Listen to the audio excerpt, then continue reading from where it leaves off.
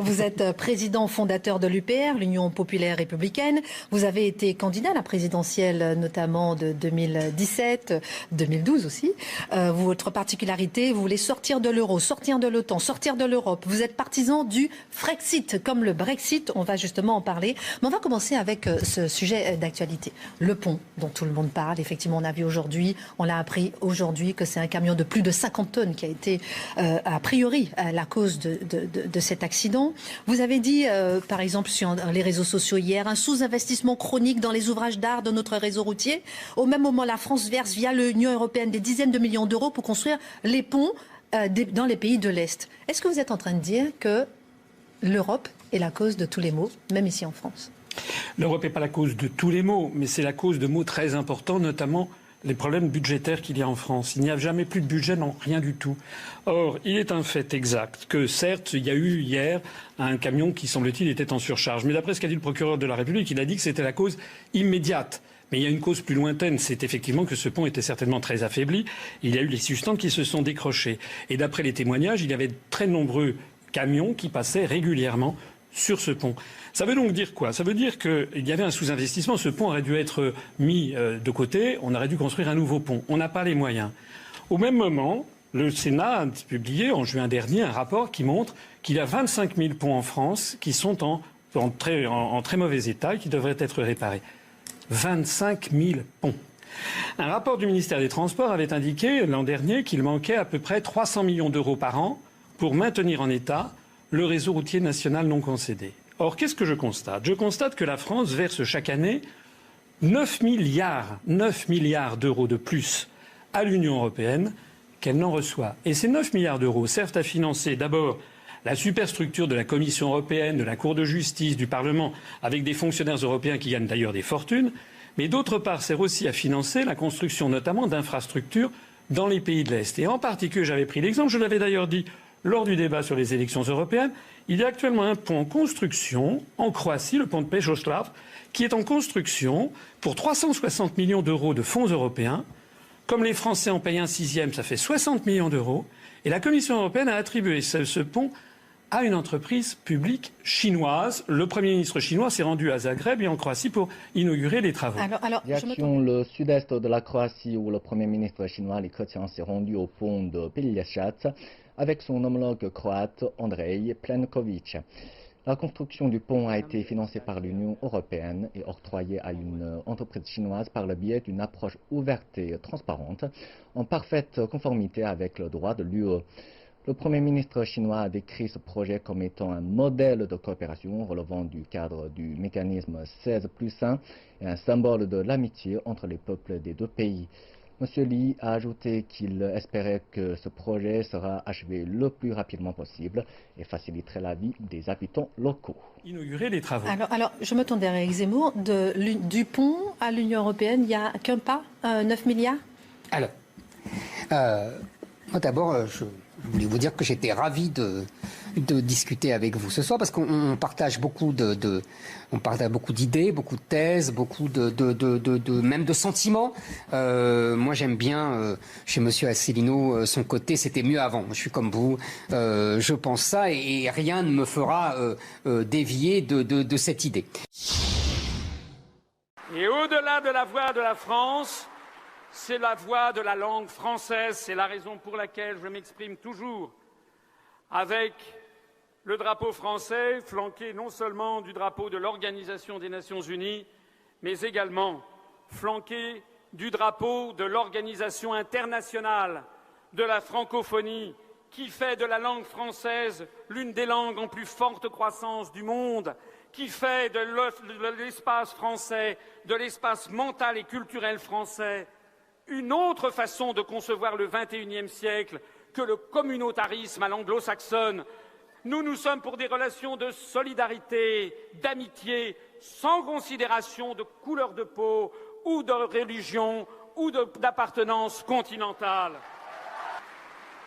Notre participation dans le cadre des Nations Unies d'une part, dans la francophonie d'autre part, nous permettent d'envisager l'avenir de façon positive, radieuse et rayonnante, sans démanteler tous nos acquis sociaux, sans tailler en pièces tout ce que nos parents, nos grands-parents et nos ancêtres nous ont livré comme cadeau.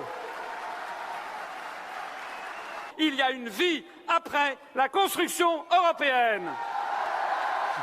Après, c'est comment on mène des combats qu'on peut avoir en commun, etc. C'est ça l'idée, en fait. Est-ce qu'on les mène bien? Est-ce qu'on les mène mal? Est-ce qu'on pense qu'on peut les mener bien ou mal?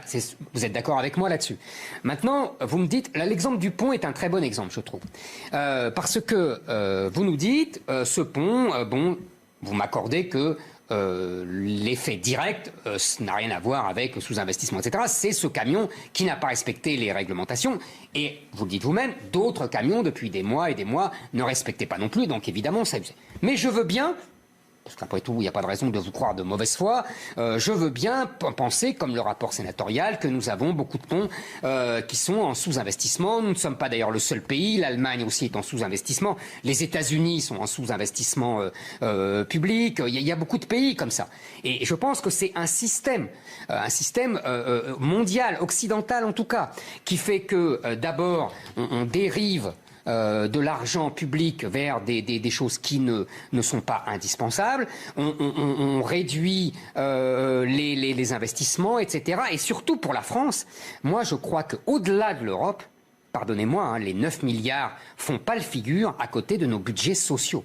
Moi je pense que notre problème numéro 1, ce n'est pas les 9 milliards qu'on donne en plus à l'Europe, qui sont vraiment un épiphénomène, un trait léger sur le papier par rapport à notre budget social qui est colossal. Et pourquoi notre budget social est colossal selon moi? C'est parce qu'on l'ouvre au monde entier. Et ça, c'est pas l'Europe qui nous oblige à faire ça. Je vais pas me faire l'avocat du diable, hein, vous comprenez bien ce que je veux dire. Je n'ai pas de sympathie particulière ni pour les technocrates européens, ni pour la superstructure de la Commission de Bruxelles. Mais je pense qu'il est ridicule de tout mettre sur leur dos et surtout de se tromper de combat. Moi, je pense qu'en l'occurrence, nos problèmes budgétaires viennent de nos problèmes sociaux, et nos problèmes sociaux viennent du fait que notre système social est open bar et est ouvert au monde entier. François Asselineau. Stratagème numéro 18.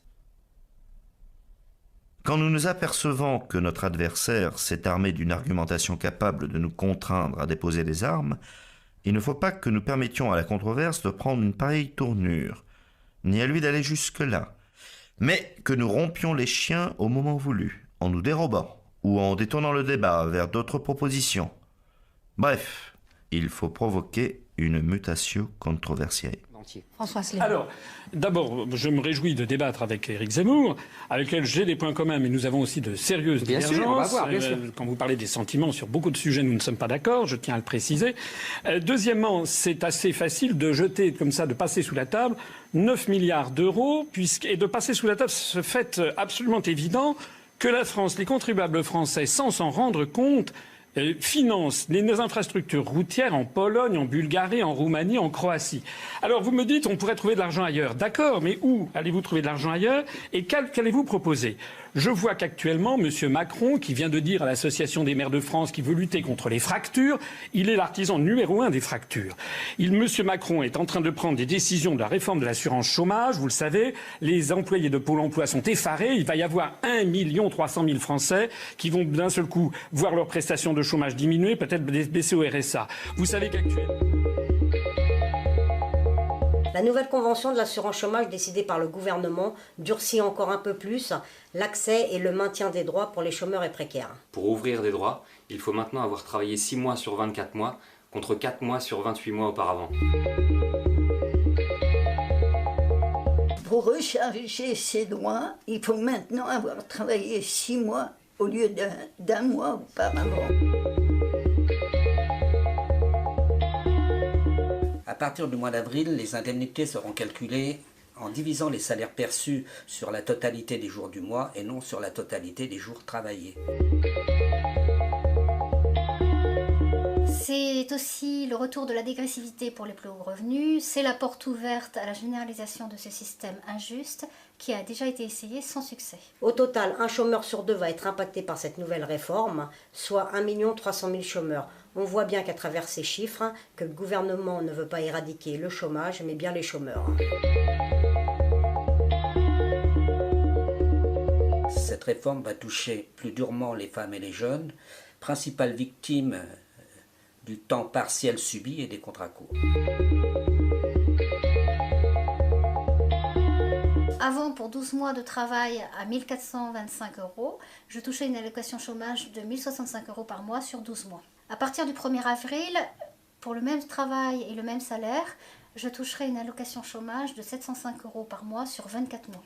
Avant, pour 6 mois de travail au SMIC, je touchais 936 € par mois pendant 6 mois. À partir du 1er avril, pour le même travail et le même salaire, je toucherai 282 € par mois pendant 24 mois. Cette réforme a pour objectif de réaliser 3,5 milliards d'économies sur le dos des chômeurs. Vous savez qu'actuellement, c'est pas moi qui le dis, c'est l'INSEE, il y a 800 à 900 Français qui basculent chaque jour en dessous du seuil de pauvreté. Nous sommes face à un pays qui est en pleine déroute sociale et morale. Est-ce que vous croyez que c'est vraiment en ce moment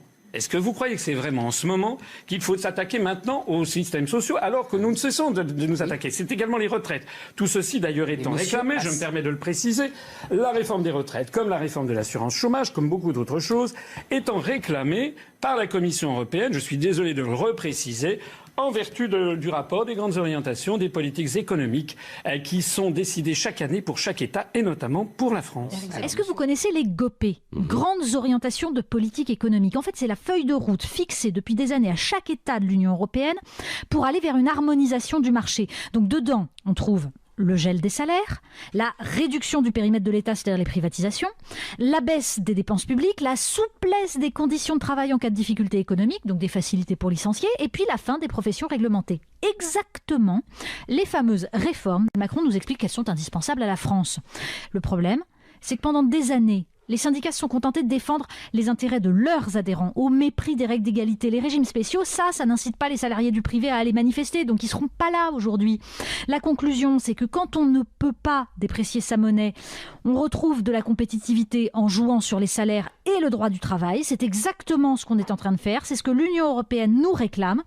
Un alignement sur les dérégulations à l'œuvre en Allemagne et au Royaume-Uni. Et ça, les Français n'en veulent pas, mais ils n'ont pas vraiment de porte-voix. Alors, monsieur Asselineau, deux choses. D'abord, vous nous dites il ne faut pas construire il faut pas donner de l'argent aux pays de l'Est, etc. Moi, je n'ai pas dit ça. Si, vous dites ils ont construit des ponts dans les pays de l'Est, c'est pas bien de donner de l'argent aux pays de l'Est. Je dis que charité bien ordonnée commence par soi-même.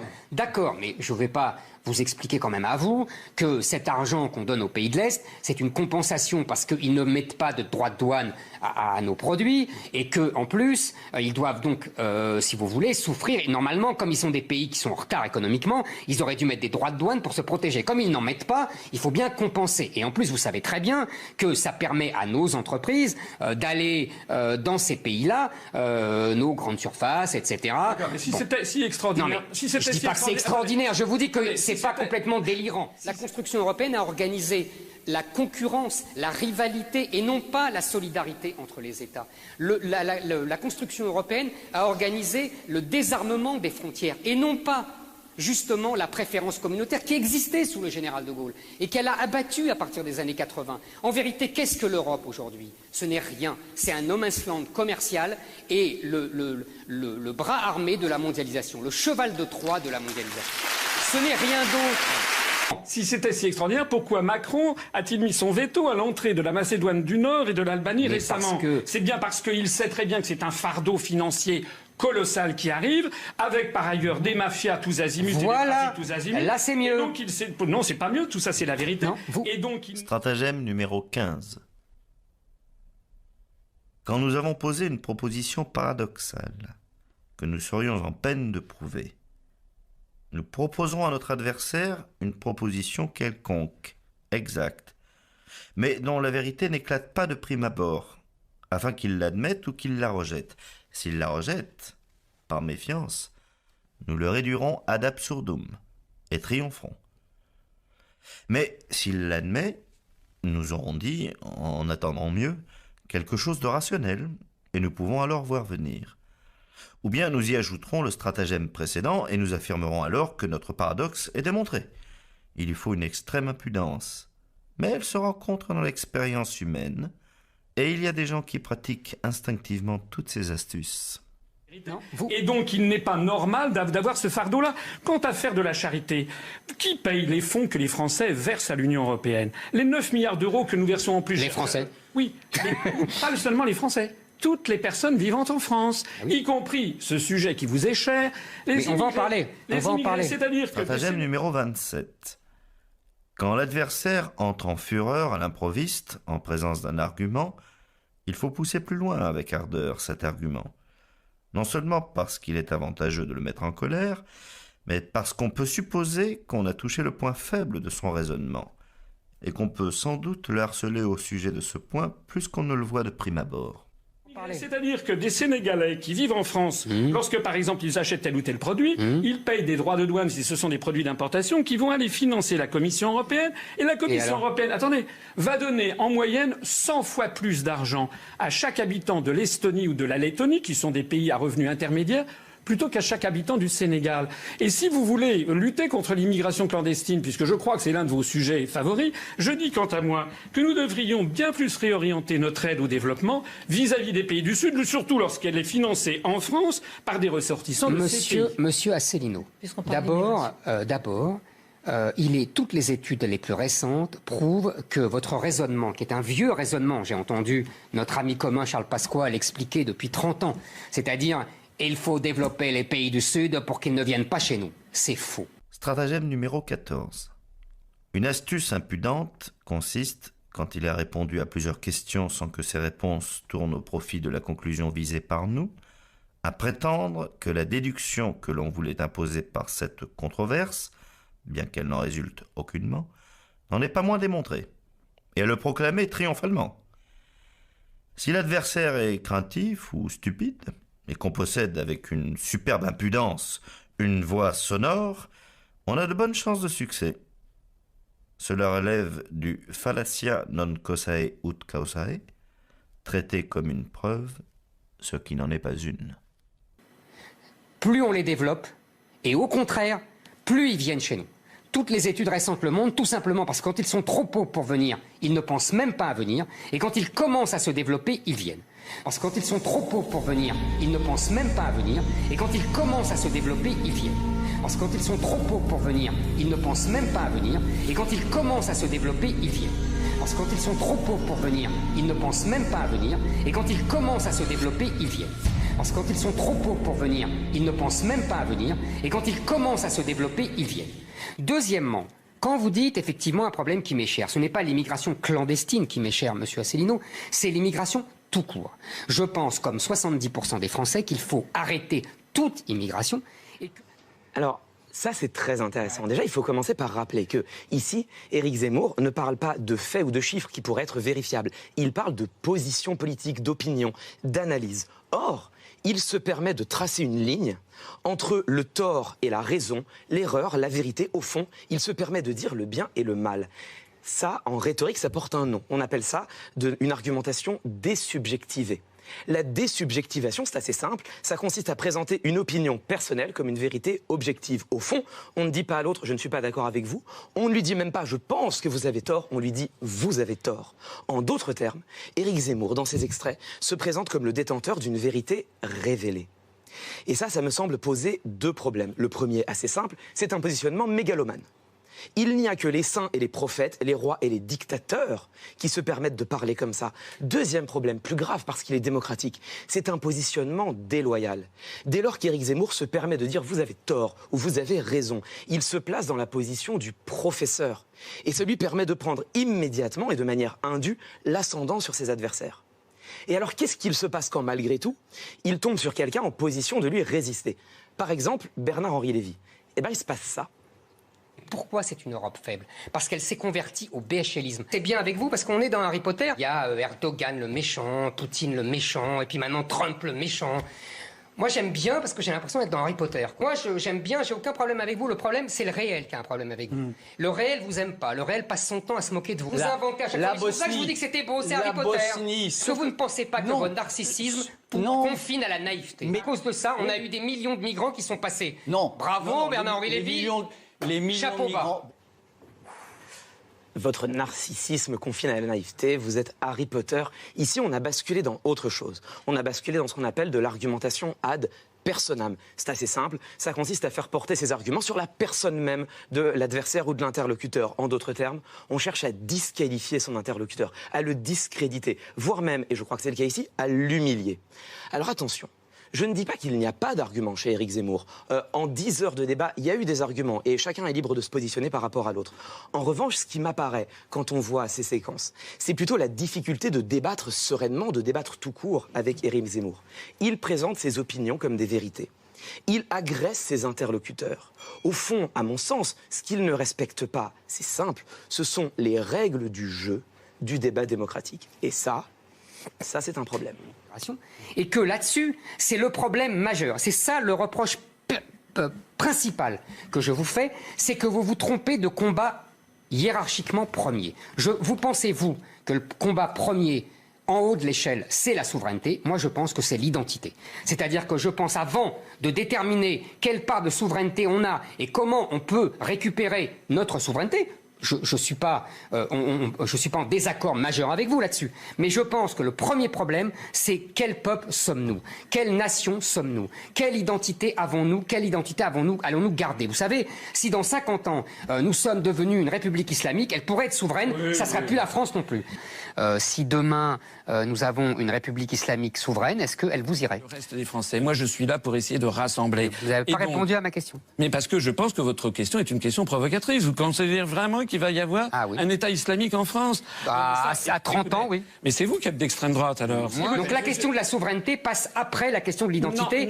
Et vous détournez le combat du vrai enjeu majeur. Je pense que la démographie est plus importante que le droit. Je pense que ça n'est pas véritablement le volume des gens qui pose problème, je suis d'accord. Donc on est d'accord sur ce point-là. En revanche, le fantasme que cela suscite, la représentation, puisqu'on est vraiment dans un phénomène de représentation. Par exemple, la démographie. On vous dit, les Arabes, ça prolifère. Ça prolifère. Voilà, le mot proliférer, comme des lapins. Ça prolifère. Eh bien, on constate, les chiffres le disent.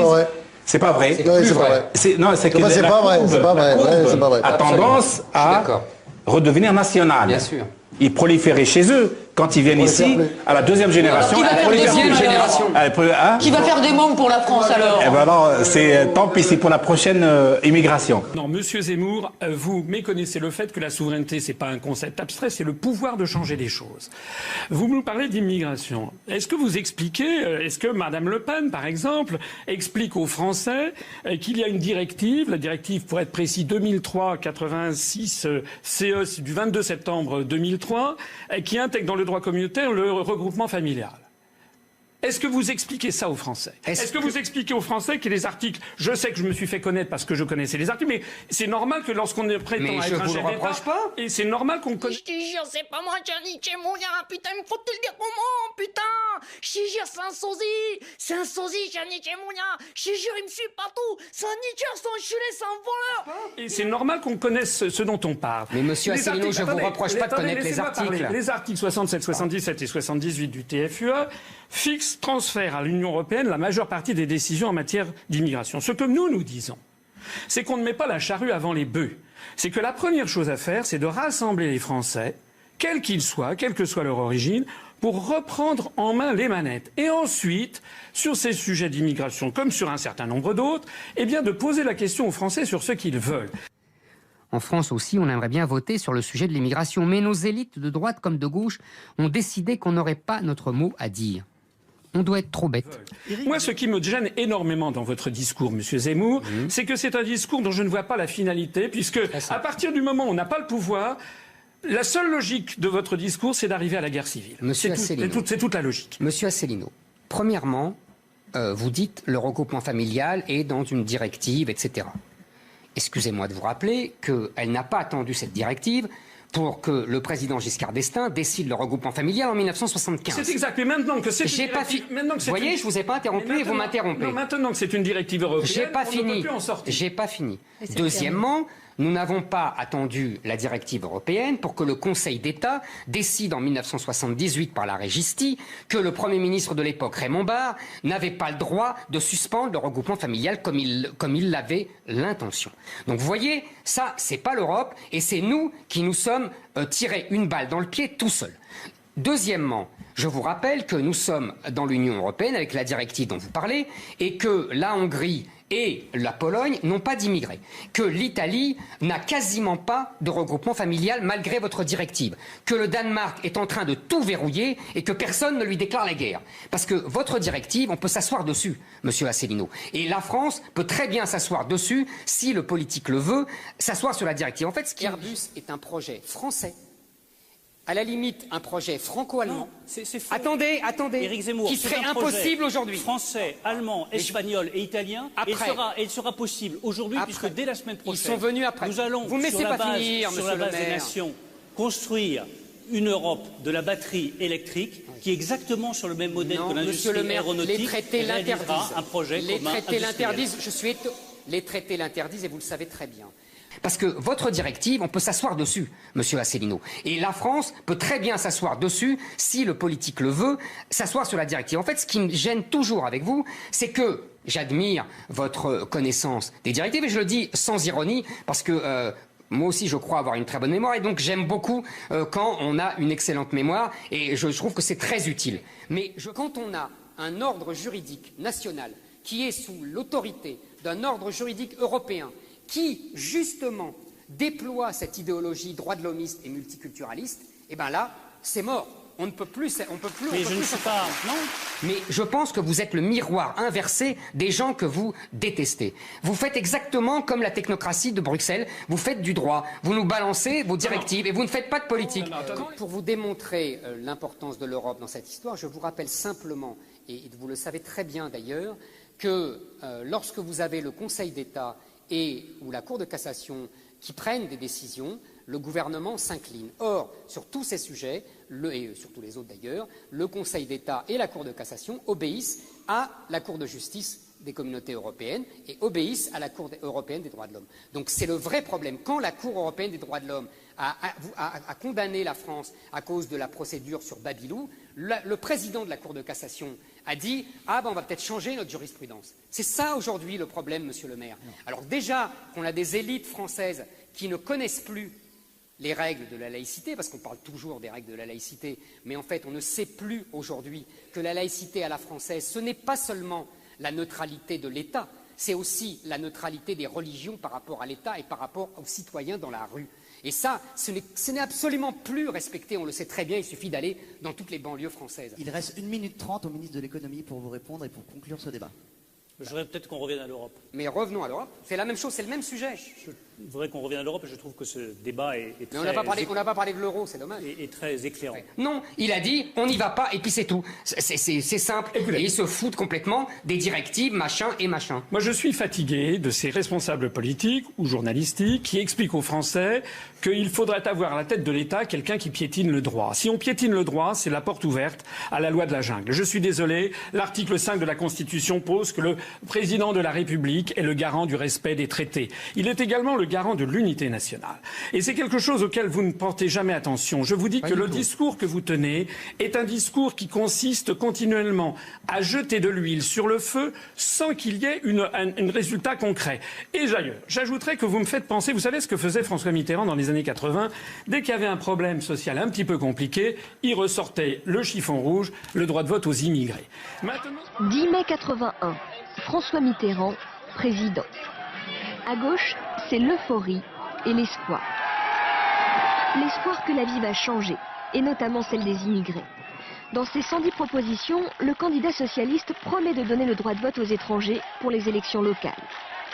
Une promesse qui ne sera jamais tenue. En 1985, Mons-en-Barœul, dans le Nord, tente une expérience. Pour la première fois, les immigrés sont appelés aux urnes. Tollé. Le Front National manifeste, l'affaire est enterrée. Pourtant, en 1987, à la veille de sa réélection, François Mitterrand revient à la charge. Personnellement, je suis de ceux qui pensent que ce droit devrait être étendu. Mais discussion difficile, partout. Difficile, en effet.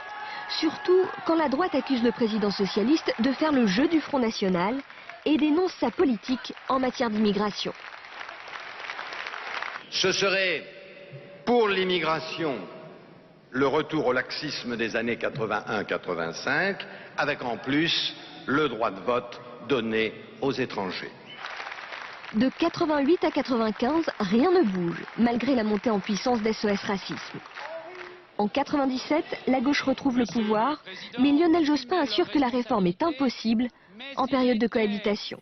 Maintenant, ça a changé. Maintenant, c'est cette affaire. Une fois, c'est le burkini, une fois, c'est le voile islamique. C'est-à-dire que on a affaire. C'est comme si le peuple français était un taureau dans une corrida. Alors, il a d'abord les banderilles, le traité de Maastricht, et puis le traité de Lisbonne, et puis le rapport des grandes orientations des politiques économiques, etc. Donc, le taureau commence à être fatigué. Et puis, voici Monsieur Zemmour. Monsieur Zemmour qui est avec son voile, comme le torero, olé.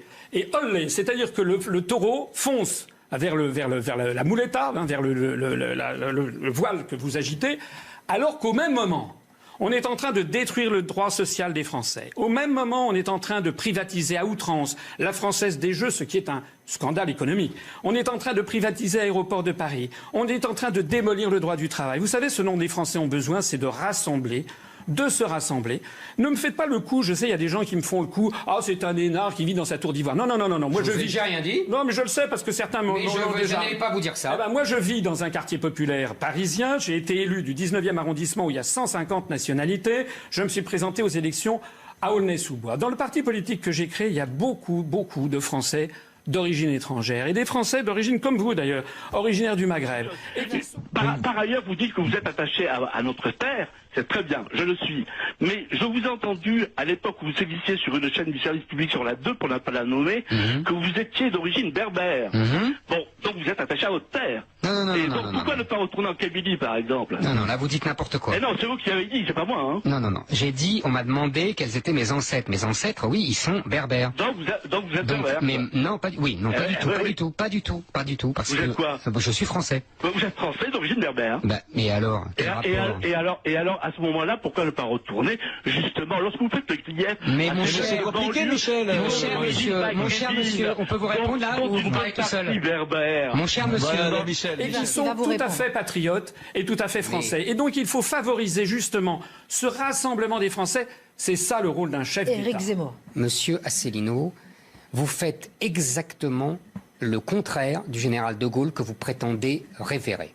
Le général de Gaulle, qu'est-ce qu'il a fait? Deux choses. Un, quand il est arrivé au pouvoir, il est resté dans le marché commun de l'époque. Et deux, il a donné l'indépendance à l'Algérie parce qu'il ne voulait pas que son village devint Colombey les deux mosquées. Vous acceptez que votre village devienne Colombey les deux mosquées et vous voulez sortir du marché commun. Et après, vous citez le général de Gaulle. Excusez-moi, j'y vois une contradiction majeure. Et maintenant, deuxièmement, quand vous me dites qu'il faut rassembler, mais rassembler sur quoi? Rassembler autour de quoi? Quand vous avez deux civilisations qui s'affrontent sur le même sol, ce n'est pas être un bout de feu que de dire attention, on va à la catastrophe. Quand on annonce la catastrophe, ça ne veut pas dire qu'au contraire, on l'aggrave. C'est le contraire. On annonce pour l'éviter. Et on annonce pour dire voilà, il y a des mesures à prendre avant. Et on peut très bien les prendre sans sortir de l'Union européenne. Parce que, attendez, j'ai fini avec ça. Le problème de votre sortie de l'Union européenne, c'est que vous n'avez personne derrière vous. Vous enfermez les Français. Vous l'avez vu, vous avez fait 1%. Attendez, parce que j'ai eu 0,9% du temps de parole aussi. Bon.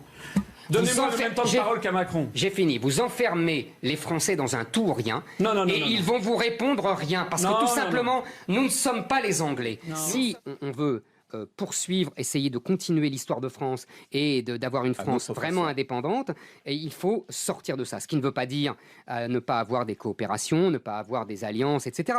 Mais ça veut dire que la machine est en train de nous broyer. Voilà ce que je crois, c'est assez simple. La machine européenne nous broie, selon donc Éric Zemmour. Nous ne sommes pas les Anglais. Et vous savez pourquoi nous ne sommes pas les Anglais? Je vais vous dire. Je pense sincèrement et profondément ce que je vais vous dire. Je pense que nous ne sommes pas les Anglais car nous avons perdu en 40. Nous sommes traumatisés par cela. Les Anglais ont gagné les guerres depuis 2 siècles. Nous en avons perdu plusieurs. Et nous n'osons plus, peut-être à tort d'ailleurs. Moi, je regrette comme vous le temps où nous affrontions toute l'Europe et où nous n'avions pas peur de ça. Parce que De Gaulle et la France représentaient justement une alternative à l'impérialisme américain. C'est pour ça que des millions de latinos descendaient dans les rues. C'est parce qu'ils avaient besoin de la voix de la France. La France, elle n'appartient pas qu'aux Français, je le dis dans mes conférences. Les peuples du monde ont besoin de la voix de la France justement pour s'opposer aux empires. À toutes les époques, la France a dû s'opposer aux empires, sauf malheureusement lorsqu'elle-même a versé dans ce travers. Mais la France s'est opposée à Hitler, pas parce que c'était l'Allemagne et les Allemands, parce que c'était une volonté impériale. De Gaulle s'est opposé à Staline et à l'URSS, pas parce que c'était les Russes, parce que c'était une volonté impériale. Et De Gaulle s'est opposé aux Anglo-Saxons, pas parce qu'il n'aimait pas les Anglo-Saxons, il disait « je les aime bien », mais simplement parce que c'était une volonté impériale. Et nous l'avons vu en 2003 au moment de la guerre en Irak. Au moment de la guerre en Irak. Nous l'avons vu lorsque la France est intervenue au Conseil de sécurité par la voix de Dominique de Villepin, lorsque la France est intervenue pour justement s'opposer à la position américaine au Conseil de sécurité. Dans les jours qui ont suivi, plus de 85% de la population planétaire a approuvé la position française. Dans les jours qui ont suivi, on a vu des files d'attente. J'ai toutes les dépêches, j'ai gardé les dépêches de l'époque, se créer de Mexico à New Delhi, de Tokyo à Bombay, de Caracas à Moscou, devant les alliances françaises, les gens qui voulaient apprendre le français. Mais oui, parce qu'on ne sauvera pas la langue française en disant il faut sauver la langue française et en se battant sur l'imparfait du subjonctif. On sauve la langue française à condition que nous croyions dans la France. Comment voulez-vous que les autres croient en vous si vous n'y croyez pas vous-même, disait De Gaulle. Comment voulez-vous que les gens aient envie d'apprendre la langue française si la France apparaît comme le domestique et le larbin des États-Unis? Faire le choix de la langue française, c'est faire le choix d'une posture politique. C'est faire le choix d'un pays qui, certes, n'est plus une très grande puissance, mais qui, pour quiconque a voyagé dans le monde, sait bien que nous avons une aura considérable, que la voix de la France est attendue avec impatience dans les pays du Moyen-Orient, dans le monde arabe, en Extrême-Orient, en Amérique latine, dans l'ensemble russophone. Les gens attendent. Et que dit la France? C'est bien, votre pays reste maître chez lui. Et ça nous répond, le monde actuel a trouvé en vous le plus grand Saint-Georges moderne. Saint-Georges, vous savez, c'est celui qui terrasse le dragon. C'est ça la grandeur de la France. La grandeur de la France, c'est pour aider les autres, c'est pour aider les autres pays du monde. Que nous soyons un modèle comme nous l'avons été en 1789, comme nous l'avons été en 1848, comme nous l'avons été en 1792 aussi à Valmy, comme nous l'avons été également pendant la Seconde Guerre mondiale et comme nous l'avons été pendant les années 1960, que nous soyons un principe à la fois de modération, parce que la France est un pays de modération, mais un principe de libération. C'est ça la grandeur de la France. Donc avant que de cracher sur la grandeur de la France, eh bien, je dis aux gens, regardez bien sur quoi vous crachez.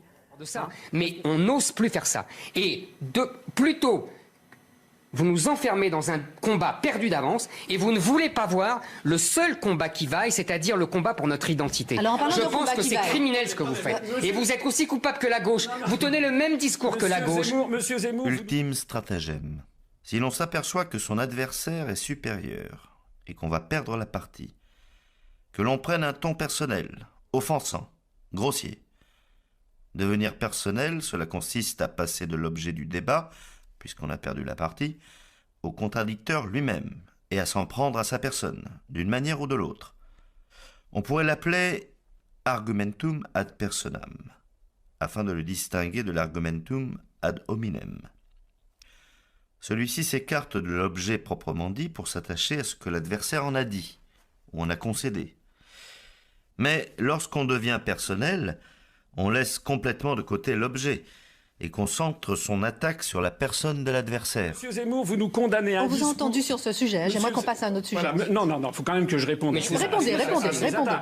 Non. D'abord, je ne suis pas du tout un homme du passé, je suis un homme du futur. J'ai pas dit ça, vous répondez à ce que je n'ai pas dit. Si, parce que vous dites, vous enfermez, vous citez De Gaulle, etc. Je ne révère pas De Gaulle. Ce qu'il faut regarder, c'est le futur. Le futur, c'est vous ne révérez pas De Gaulle. Vous revendiquez du gaullisme social. Oui, peut-être, mais pas seulement. Il y a chez nous des gens qui sont anti-gaullistes et qui ont rallié l'UPR. Ce que nous nous proposons, c'est de regarder la France du futur. La France du futur, tout le monde a compris que l'Union européenne est au bord de la désintégration. C'est d'ailleurs Macron lui-même qui l'a dit, l'Europe est au bord du précipice. Plus personne dans toute porte fermée, les gens savent que ça ne marche plus à 28 États. C'est-à-dire qu'il faut regarder de l'avant.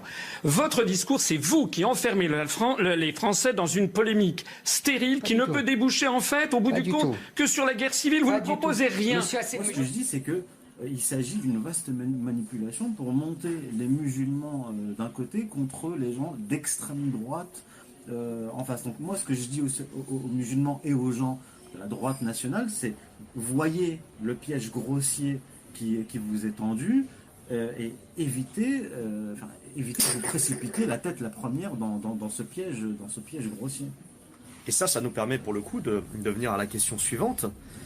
Finalement, qui sont les responsables de tout ça au sein de l'oligarchie? Qui sont-ils? Quelle est leur idéologie? Et c'est quoi le but de tout ça finalement? De cette diversion, voire de cet agenda? Parce que moi, de ce que tu me décris, j'ai l'impression que c'est un agenda finalement.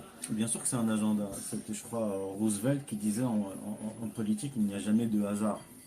Et ceux qui travaillent à cette guerre civile pour dévier la colère des Français, je vous l'ai dit, il y a des têtes qui représentent ce mouvement. C'est un mouvement néoconservateur français, néoconservateur judéo-sioniste, pour être clair, avec d'une part Éric Zemmour qui monte les Français accessoirement catholiques contre les musulmans, et d'autre part Bernard-Henri Lévy ou Attali qui se présente maintenant comme le parrain des musulmans. On l'a vu récemment sur Beurre FM. Beurre FM qui appartient à feu Serge Dassault. Beurre FM a été acheté par Dassault il y a quelques années. D'ailleurs, Beurre FM a été acheté, je crois, en 2014 par Dassault, et quelques années avant, autour de 2010, Jacques Attali déclarait publiquement il faut que nous, les Juifs, nous prenions en charge la bourgeoisie musulmane montante. Il dit comme en Angleterre, où des Juifs financent les imams. Donc on a Jacques Attali qui dit qu'il faut prendre en charge la bourgeoisie musulmane. Quelques années après, on a Serge Dassault qui achète Beurre FM. Et logiquement, Jacques Attali qui est invité, qui était dans les locaux de Beurre FM. Et donc leur stratégie à eux, c'est de pousser les musulmans contre les catholiques, en disant, et d'ailleurs il rappelle, il dit oui, souvenez-vous, on n'en parle pas assez souvent, mais en Algérie il y a eu une alliance judéo-musulmane contre le colon blanc français. Donc en fait, il y a Attali qui veut mettre en place une alliance judéo-musulmane face à Zemmour qui veut mettre en place une alliance judéo-chrétienne. Et l'idéologie de tout ça, c'est quoi? C'est ce que j'appelle la stratégie du choc des civilisations.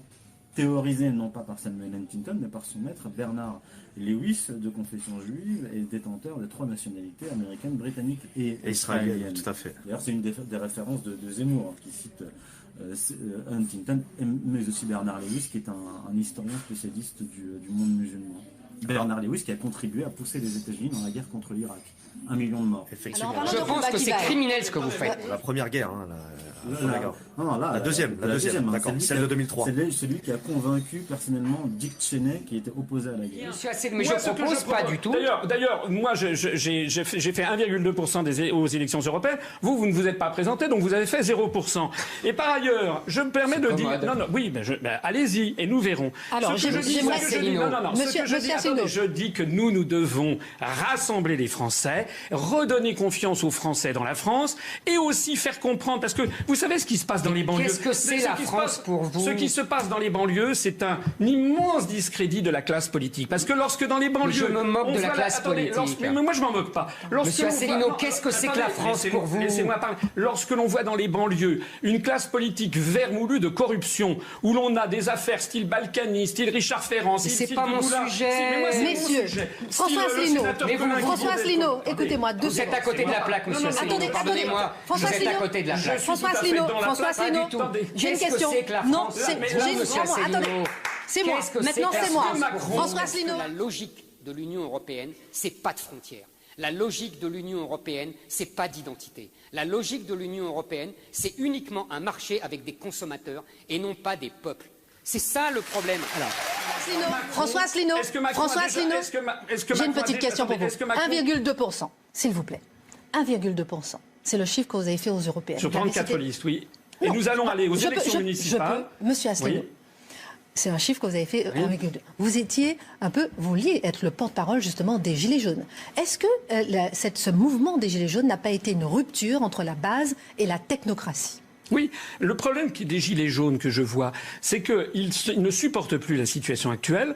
Macron parle des fractures, mais c'est lui qui a contribué à faire les fractures, sachant qu'il n'y a pas que lui. Avant lui, il y avait Hollande, avant lui, il y avait Sarkozy.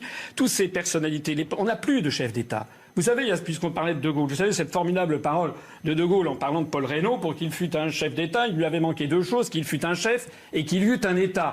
Macron, il parlait du président Lebrun. Oui, d'Albert Lebrun. Il avait dit d'Albert Lebrun, c'est ça. Et donc, qu'est-ce que ça veut dire ? Ça veut dire que pour que Macron soit un chef d'État, il lui manque deux choses. Qu'il soit un chef. Ça n'est pas un chef, il est dans la main de l'oligarchie qui l'a fait élire. Par là. Et qu'il manque un État, c'est-à-dire un État qui fasse respecter la loi. Il est quand même extraordinaire, puisqu'on parle des Gilets jaunes. Ensuite, on parle du Frexit. Oui, puisqu'on parle des Gilets jaunes, c'est quand même extraordinaire de voir que des Gilets jaunes se font agressés, molestés, blessés à vie, mutilés, que la justice est absolument impitoyable et au même moment, dans les banlieues, on a des petits dealers qui sont arrêtés par la police, relâchés une semaine après. Comment ça se fait ? Comment ça se fait qu'il y ait ce différentiel de gestion de l'État ?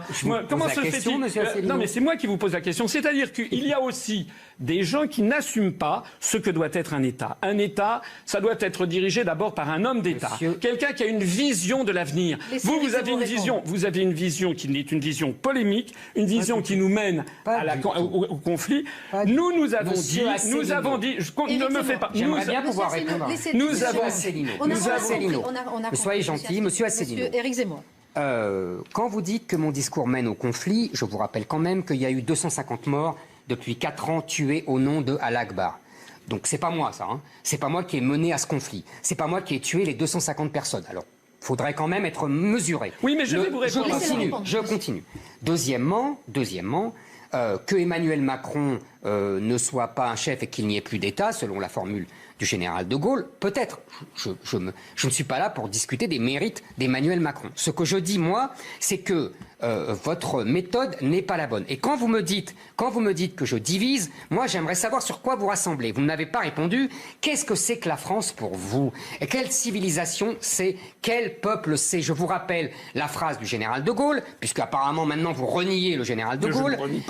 Le général de Gaulle disait « Il est bon qu'il y ait des Français jaunes, noirs et bruns, mais il faut qu'ils restent en minorité, car nous sommes avant tout un peuple de race blanche, de religion chrétienne et de culture gréco-romaine. » Est-ce que vous souscrivez à cette phrase du général de Gaulle, ou est-ce que vous estimez que, au contraire, nous devons être un peuple multiculturel et qu'il y ait des enclaves islamisées partout en France est tout à fait bien et tout à fait normal? Alors déjà, le général de Gaulle était un homme né en 19e siècle, en 1890.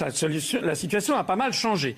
Deuxièmement, ce que vous dites ne débouche sur rien. Non, ça débouche sur que de jeter de l'huile sur le feu. Comme disait de Gaulle, puisque vous aimez à le citer, la politique, c'est partir des réalités. La réalité, c'est quoi? C'est que la France, elle est comme elle est aujourd'hui, et que nous voulons rassembler. Et s'il y a bien quelqu'un qui passe son temps à vouloir redonner son lustre à la France, c'est moi. Toutes mes interventions, je les conclue en disant « Vive la République ». Vive la France. Est-ce que vous avez déjà... Non, jamais, je n'ai jamais entendu le président de la République dire ce genre de truc. Stratagème numéro 23. La contradiction et la querelle incitent à exagérer ce que l'on affirme. Nous pouvons donc amener l'adversaire, en le contredisant, à pousser une affirmation à la rigueur exacte, dans les limites qui lui conviennent, au-delà de la vérité. Et une fois que nous avons réfuté cette exagération, nous avons l'air d'avoir également réfuté sa proposition originelle. À l'inverse, il faut bien nous garder de nous laisser entraîner par la contradiction à exagérer ou à étendre le champ d'application de notre proposition. Souvent aussi, l'adversaire tentera lui-même et directement d'étendre le champ de notre proposition au-delà des limites que nous lui avons fixées. Il faut aussitôt alors y mettre le holà et le ramener à la limite de notre affirmation en disant Voilà ce que j'ai dit et rien de plus. Nous disons qu'on rassemblera les Français sur une certaine idée de la France. La France qui ne va pas créer... Vous citez 250 morts, c'est atroce. Mais est-ce que la France avait à démolir le régime syrien, d'essayer de démolir le régime syrien, démolir le régime libyen, démolir le régime libyen? Est-ce que vous pensez qu'il n'y a pas dans les banlieues une formidable soif de justice et un refus du 2 poids 2 mesures? Nous allons aller dans les banlieues. Nous allons être dans 60 villes de plus de 10 000 habitants. Là, il n'y aura pas 34 listes, il y en aura 4 ou 5. Et nous proposons d'abord et avant tout l'honnêteté, la sincérité, et on adopte toutes les mesures de anticorps, l'organisation anticorruption. Déjà, luttons cela. Je note, monsieur Asselineau, que vous n'êtes pas capable de me dire qu'est-ce que la civilisation française et que, que vous n'êtes pas capable de me dire que c'est une civilisation européenne et que c'est la seule limite de votre raisonnement. Ça n'est pas... Oui, mais alors, comme disait Bismarck, l'Europe c'est une géographie, c'est pas un pays. Qu'est-ce qu'il disait Bismarck? L'Europe est une géographie, c'est pas un pays. Du tout vrai. J'ai fait une conférence sur l'histoire de France qui a un très grand succès sur Internet. Je suis le seul politique à avoir parlé de l'histoire de France. François Asselineau, vous reviendrez, si vous voulez, pour qu'on puisse parler du Brexit ou du Bruxit, si vous le souhaitez. En tout cas, restez avec nous sur... Il y a des gens qui me disent parfois, mais pourquoi est-ce que il n'y aurait pas une Union européenne qui se créerait, une nation européenne qui se créerait, comme il y a eu la création de la France avec l'adjonction de la Bretagne, après le mariage d'Anne de Bretagne avec Charles VIII, puis avec Louis XII, comme il y a eu le traité des Pyrénées en 1659 qui a rattaché le Roussillon et l'Artois, comme il y a eu le rattachement de la Franche-Comté, etc., sous Henri IV, comme il y a eu le rattachement de l'Alsace sous Louis XIV et les Flandres. Il y a des gens qui me disent « mais pourquoi ça ne serait pas possible ?» Et moi je réponds « mais parce que nous ne sommes plus dans l'enfance du monde ». C'est-à-dire que peut-être que ça aurait pu arriver. De la même façon qu'il aurait pu peut-être ne pas y avoir de France. Finalement, on a des frontières naturelles avec l'Espagne, avec les Pyrénées. C'est quand même une frontière naturelle avec l'Italie. Mais toute la région, tout le nord et le nord-est, d'où sont venus d'ailleurs beaucoup des conflits de la France, pas uniquement d'ailleurs, c'est beaucoup moins évident. On aurait pu avoir, je sais pas, Philippe Auguste aurait pu être battu à Bouvines, et puis on aurait eu autre chose. Mais ça ne s'est pas passé comme ça. On a eu une nation qui s'est créée, qui a plus de 1000 ans d'âge depuis l'accession du Capet au trône à Noyon. Et ça s'est fait justement avec des violences fondatrices, comme dirait René Girard, c'est-à-dire avec de la guerre, voilà. Et maintenant, au 3e millénaire, c'est plus comme ça que les choses se passent. Maintenant, il n'y a plus cette violence fondatrice qui permettrait peut-être de faire fusionner. Je ne le souhaite pas d'ailleurs. C'est la raison pour laquelle il faut, je crois, tenir compte avec lucidité de la situation, et il faut militer, à mon avis, pour un nouveau concert des nations. Un concert des nations où il faut protéger au contraire la diversité des peuples, des langues et des nations. Peuples, langues et nations, on trouve ça dans la Bible. C'est une belle formule. Je crois que notre devoir pour nos descendants, c'est de faire en sorte qu'on n'ait pas... on puisse préserver ces grandes nations qui ont créé des civilisations, de la littérature, de la beauté, etc. Et non pas ce que je ne voudrais surtout pas qu'il arrive, c'est une espèce de pulvérisation de ces nations en sous-entités, sous la forme des euro-régions par exemple. Ce qui menace actuellement, il y a quand même des menaces d'éclatement de l'Espagne, d'éclatement de la Belgique, d'éclatement du Royaume-Uni, d'éclatement de la France, en sous-entités qui n'auraient pas la taille suffisante, et tout ce récit serait noyé dans une civilisation mondiale fondée sur une langue que certains appellent le globish, l'anglo-américain de bazar, que les linguistes appellent ça une koiné, une espèce de nouveau latin de notre époque, et où tout le monde, et ceci véhiculerait un même mode de vie au niveau planétaire, tout le monde mangerait du McDonald's, du Kentucky Fried Chicken, tout le monde s'émouverait devant les mêmes productions hollywoodiennes. Enfin, pour moi, ça, c'est l'horreur. Je pense que ça serait dramatique de laisser ça à nos enfants et nos petits-enfants. C'est pour ça que il y a dans mon refus de la construction européenne, je pense que c'est fondé sur des idées saines. C'est pas du tout de la xénophobie, c'est au contraire la volonté de préserver, comme il faut préserver la diversité biologique des espèces animales ou végétales, il faut préserver aussi la diversité des peuples et des nations et des grandes civilisations de la planète. Merci.